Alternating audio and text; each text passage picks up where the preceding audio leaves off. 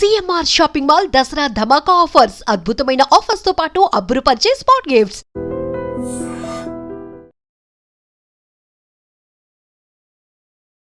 Hi hello నమస్తే welcome to I dream. నేను miss రావ్య. చాలా మంది ఇన్వెస్ట్ చేయాలి అంటే మ్యూచువల్ ఫండ్స్లో ఇన్వెస్ట్ చేయాలా, చిట్స్లో ఇన్వెస్ట్ చేయాలా అని ఆలోచిస్తూ ఉంటారు. వీటి గురించి మాట్లాడడానికి మనతో పాటు ఉన్నారు certified financial planner Subhash Babu గారు. నమస్తే సార్. నమస్తే శ్రావ్య. ఎలా ఉన్నారు? గుడ్ బాగున్నాను, థ్యాంక్ యూ. సో చాలా మందికి ఉండే డౌట్, మ్యూచువల్ ఫండ్స్లో ఇన్వెస్ట్ చేయాలా లేదంటే చిట్స్? అందరికీ తెలిసిందే, ఆడవాళ్ళందరూ చిట్స్లో పెడుతుంటారు. ఇప్పుడు కొంతమంది మగవాళ్ళు కూడా చిట్స్లో ఇన్వెస్ట్ చేస్తున్నారు. అంటే తెలిసిన వాళ్ళ దగ్గర ఇన్వెస్ట్ చేస్తే మంచి రిటర్న్స్ వస్తాయి, లేదా తొందరగా నమ్మిన వాళ్ళ దగ్గర ఇన్వెస్ట్ చేయాలి అని అంటుంటారు. సో దేంట్లో మనం ఇన్వెస్ట్ చేస్తే ఎక్కువ రిటర్న్స్ వచ్చే అవకాశం ఉంది అంటారు? ఆ, నా ఉద్దేశం అయితే చిట్ ఫండ్ ఇన్వెస్ట్మెంట్ కింద ఎవరు చూడట్లేదు. నా ఉద్దేశంలో సేవింగ్, ఏదో కొంచెం డబ్బు మిగిలింది చీటీ వేసి మీరు అన్నట్టు, ముఖ్యంగా ఆడవాళ్ళ ఇంట్లో అది చేయడం పరిపాటి ఎప్పటి నుంచో చూస్తాం. అవును. ఇంతకుముందు గ్రామాల్లో ఇప్పటికీ యాక్టివ్గా ఉన్నారు, సిటీస్లో ఇంతకుముందు ఇలా వినేవాళ్ళం, చూసేవాళ్ళం. అంటే మన మదర్ ఆ ఏజ్ వాళ్ళు చీటీ పెట్టడం, పోపుల డబ్బాలు పెట్టుకోవడం, అవును. తీసే వరకు ఇవ్వడం, దాంతో ఏదో సీరియటం కొనుక్కోవడం, అదే చూస్తుండే బట్టలు, పాత బట్టలు మార్చి కొనుక్కోవడం, అవును. ఇవన్నీ ఇన్వెస్ట్మెంట్ కాకపోయినా ఒక సేవింగ్గా మనం చూసేవాళ్ళం. దానికి అవును. మనం మ్యూచువల్ ఫండ్స్కి దానికి అసలు ఎక్కడ కంపారిజన్ లేనే లేదు. ఉమ్. ఇప్పటికి కూడా చిట్ ఫండ్స్ ఎందుకు పాపులర్గా ఉన్నాయంటే, ఈ రూరల్ ఏరియాస్ నుంచి ఇప్పటికీ సిటీస్కి వచ్చిన వాళ్ళు ఆ థాట్స్ నుంచి బయటకు రాలేకపోతున్నారు. నెంబర్ 1. నెంబర్ 2, చాలామంది పేరెంట్స్ ఇప్పటికి కూడా ఆ చిట్స్ వేయమని, వేస్తే బాగుంటుంది అని కొంచెం ప్రెషర్ పెట్టడం పరిపాటిగా అవుతుంది ఫ్యామిలీస్లో. చిట్ ఫండ్లో ఉన్న బిగ్గెస్ట్ అడ్వాంటేజ్ ఏమిటంటే, మనకి ఎప్పుడు కాసేపు డబ్బు పాడి అది మనం లిఫ్ట్ చేయొచ్చు, ఆ చీటీని తీసుకోవచ్చు. అవును. That's it.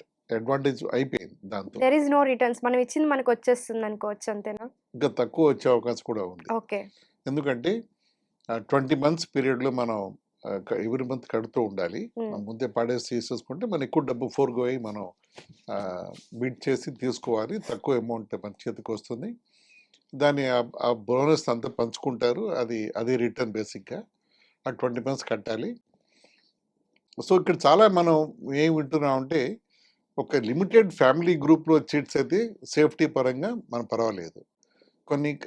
కొంతమంది పబ్లిక్ చిట్స్ నడుపుతుంటారు. పబ్లిక్ అంటే కొంచెం లార్జర్ గ్రూప్ నడుపుతూ ఉంటారు. ఒక 50 మెంబర్స్ అలాగా. కరెక్ట్. దాంట్లో ఒక మెంబర్ ఇంకో మెంబర్ తెలియకపోవచ్చు, అవును. ఆర్గనైజర్స్ పూర్తిగా పరిచయం ఉండకపోవచ్చు. ఆ పెద్ద రిస్క్ అది. చాలామంది చిట్ రన్ చేసేవాళ్ళు మోసం చేసి, చీట్ ఐపీ చేసి పెట్టేసి వెళ్ళిపోతారు అనే ఒక అసలు డౌట్ కూడా ఉంటుంది. గాయమైపోవడం కామన్ కదా. ఐపీ పెట్టడం అయితే అది లీగల్ ప్రాసెసే. సింపుల్గా వ్యానిష్ అయిపోవడమే అది. అవును. సో అలా చాలా విన్నాం మనం.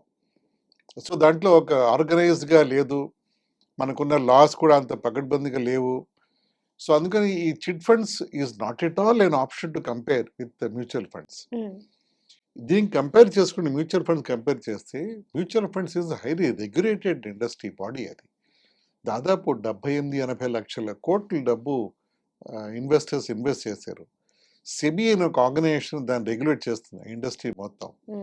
దాంట్లో దాదాపు 55 పెద్ద కంపెనీలు దాంట్లో రన్ చేస్తే, ఎవరు పడితే వాళ్ళు మ్యూచువల్ ఫండ్ రన్ చేయడానికి లేదు. దాని లైసెన్స్ కావాలి.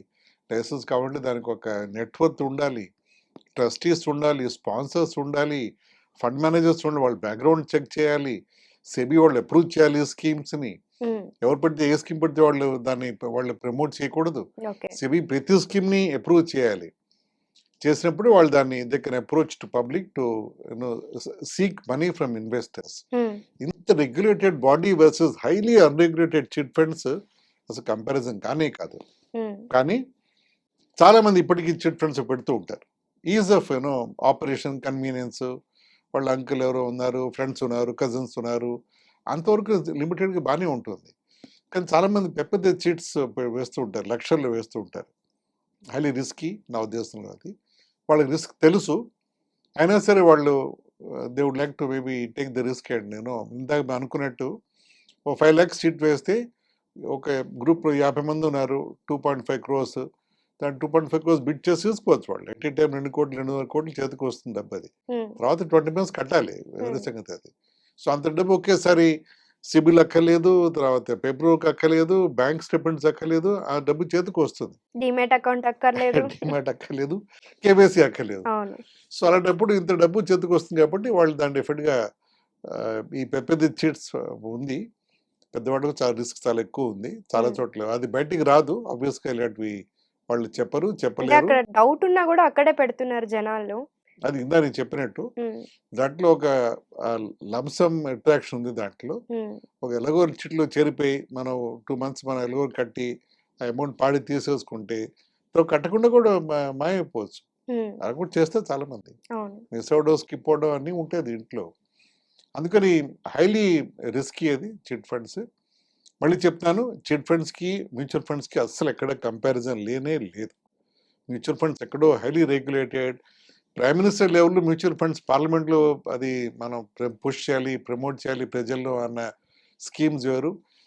ఎవ్రీడే మనం వినే ఫ్రాడ్స్, తర్వాత చీటింగ్ స్కామ్స్ వినే చిట్ ఫండ్స్ వేరు. So no comparison. Hands down mutual funds beat chit funds. ఇప్పుడు మనం ఫస్ట్ మాట్లాడుకున్నట్లు హౌస్ వైఫ్స్ వాళ్ళు కూడా మ్యూచువల్ ఫండ్స్ లో ఇన్వెస్ట్ చేయాలి అని అంటే ప్రాసెస్ ఎలా ఉంటుంది అంటారు? కంఫర్టబుల్గా చేయొచ్చు. ఇంటెంట్, ఉద్దేశం కానీ దృఢంగా ఉంటే ఎవరైనా 500 రూపాయలతో కూడా ఎస్ఐపి చేసుకోవచ్చు నెల ఉమ్, నెల. అది ఎంత అవుతుందా అంటే డెఫినెట్గా పెరుగుతుంది. ఓకే. అంటే 500 రూపాయలు పెట్టి వాళ్ళకి వచ్చే డబ్బు కూడా చేతికి బాగానే వస్తుంది. అది ఓకే. మార్కెట్ రిటర్న్స్ బాగానే ఉన్నాయి. సో వాళ్ళ సూటబుల్ స్కీమ్స్ వాళ్ళు వర్కౌట్ చేసి ఇన్వెస్ట్ చేయించవచ్చు. ఉమ్, చిన్నపిల్లలు, మైనర్స్ పిల్లలు ఇన్వెస్ట్ చేయొచ్చు. ఉమ్, చాలా అంటే అందరికీ సూటబుల్గా ఉండే స్కీమ్స్ చాలా ఉన్నాయి. ఉమ్, నేను ఇందాక చెప్పినట్టు మనకి ఉద్దేశం దృఢంగా ఉంటే anything is possible to do in mutual funds. Um, పెద్దవాళ్ళు ఇన్వెస్ట్ చేయొచ్చు, చిన్నపిల్లలు ఇన్వెస్ట్ చేయొచ్చు, ఆడవాళ్ళు ఇన్వెస్ట్ చేయొచ్చు, ఉద్యోగం చేసేవాళ్ళు చేయొచ్చు, చదువు బిజినెస్ రాని చేసేవాళ్ళు. వాళ్ళు కూడా అంటే అది కరెక్ట్. ఇబ్బంది అయిపోతుంది కదా అని ఆలోచిస్తుంటారు. వాళ్ళు మరి అన్ఎడ్యుకేటెడ్ పీపుల్. చిన్న వాళ్ళు చేయొచ్చు. చిన్న పాండబ అనుకునే వాళ్ళు, కూరల షాప్ వాళ్ళు 100 రూపాయలు 5 రూపాయలు ఎవరైనా ఇన్వెస్ట్మెంట్ చేయొచ్చు. సో వాళ్ళు అలాంటి వాళ్ళే చాలా మంది ఉన్నారు, కోట్ల మంది ఉన్నారు ఇండియాలో.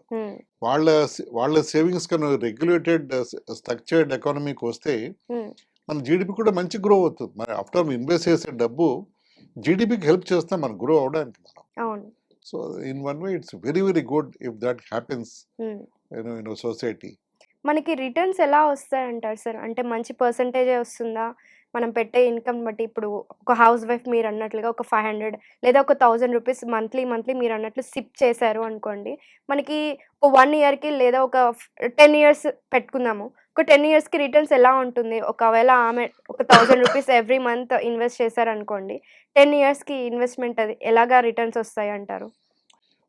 రిటర్న్స్ ఇప్పుడు మనం ఇలా అనుకుందాం, మనం మ్యూచువల్ ఫండ్స్ కాకపోతే ఎక్కడ ఇన్వెస్ట్ చేయగలదా లేడీ? చిట్ ఫండ్స్ విషయం మర్చిపోదాం కాసేపు వరకు. సిప్ అనుకోవచ్చు. సిప్ కూడా మ్యూచువల్ ఫండ్స్ కాకపోతే ఎక్కడ ఇన్వెస్ట్ ఈక్విటీ. చేయగలదా లేడీ అన్నప్పుడు బ్యాంకులో వెళ్ళి సేవింగ్స్ అకౌంట్లో ఇన్వెస్ట్ పెట్టుకోవాలి డబ్బులు, లేకపోతే ఎఫ్డి చేయాలి. లేదా ఆర్డి అంటారు. ఆర్డి కానీ ఎఫ్డి కానీ ఏదైనా చేయాలి. సో ఆర్డీలో వచ్చే ఇంట్రెస్ట్ రేట్ ఇప్పుడు మహా అయితే 4%, 5%. యా. సేవింగ్స్ అకౌంట్ ఎస్బీఐ 3% చేసేసింది. సో 3%, 5-6% వచ్చే రిటర్న్స్కి మ్యూచువల్ ఫండ్స్ ఇన్వెస్ట్మెంట్ చేసినప్పుడు చాలా స్కీమ్స్ అని మ్యూచువల్ ఫండ్లు, ఈక్విటీ రిటర్న్స్ అని, డెట్ రిటర్న్స్ అని, హైబ్రిడ్ అని ఉంటాయి. అవును. ఒక మంచి డిస్ట్రిబ్యూటర్తో మాట్లాడుకుంటే వాళ్ళు గైడ్ చేయగలరు వాళ్ళని. 12% యావరేజ్గా మనం అజ్యూమ్ చేసి వెళ్ళొచ్చు. ఓకే. అది 12 వస్తుందా, 10 వస్తుందా, 13 వస్తుందా అనేది మార్కెట్ మీద ఆధారపడి ఉంటుంది. కానీ 10 వచ్చినా కూడా 6 కంటే ఎక్కువే కదా, అవును. 3 కంటే డెఫినెట్గా ఎక్కువే కదా. అవును. సో రిటర్న్స్ విషయం మనం పక్కన పెడితే ఎక్కువ డెఫినెట్గా వస్తుంది, సస్టైన్గా కన్సిస్టెంట్గా వస్తుంది mutual funds returns. Okay. So is of operation ఎప్పుడు కోసం అప్పుడు తీసేసుకోవచ్చు. ఓకే. పెంచాలంటే పెంచుకోవచ్చు, ఓ 2-3 నెలలు ఆపాలంటే ఆపచ్చు. ఒక 6 months నేను బ్రేక్ చేసుకుంటాను, పనిలో నేను చేయలేను, ఆపచ్చు, మళ్ళీ రీస్టార్ట్ చేయొచ్చు. ఓకే. పాజ్ చేసుకోవచ్చు, మళ్ళీ ఓఎస్ రిటర్న్ చేయొచ్చు. చేసుకోవచ్చు. అన్ని ఆప్షన్స్ ఉన్నాయి. కొంచెం ఉద్యోగం బాగానే ఉంది, నాది ఇంక్రిమెంట్స్ బాగానే వస్తున్నాయి నాకు, ఎవ్రీ ఇయర్ మనం పెంచుకోవచ్చు మన ఎస్ఐపి అమౌంట్. ఓకే. అంటే స్టెప్ అప్ అని మనం మెట్లకి ఈజీగా ఎలా మనం పైకి ఎక్కగలం అలా స్టెప్ అప్ పెట్టి ఎస్ఐపి పెట్టుకుంటే కంఫర్టబుల్గా మనం మన వెల్త్ క్రియేషన్ను ఫాస్ట్గా చేసుకోవచ్చు.